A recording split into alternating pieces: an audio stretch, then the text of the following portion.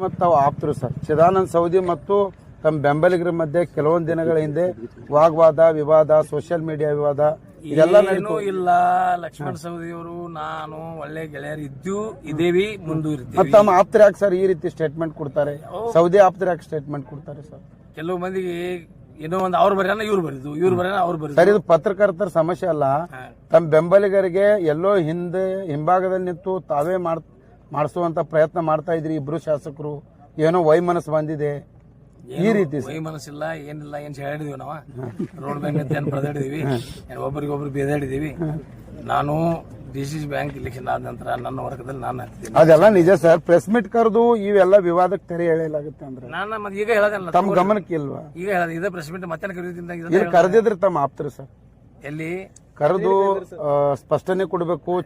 ಅವ್ರೊಂದ್ ಏನ್ರ ಮಾತಾಡೋ ಇವ್ರೊಂದ್ ಏನ್ರ ಹೇಳ್ತಾವು, ಅದೆಲ್ಲ ತಲೆ ಕೆಡಿಸಬೇಡ. ವಿನಾಕಾರಣ ಲಕ್ಷ್ಮಣ ಸವದಿ ಅವರು ಹಸ್ತಕ್ಷೇಪ ಮಾಡ್ತಾ ಇದಾರ ಅಂತ.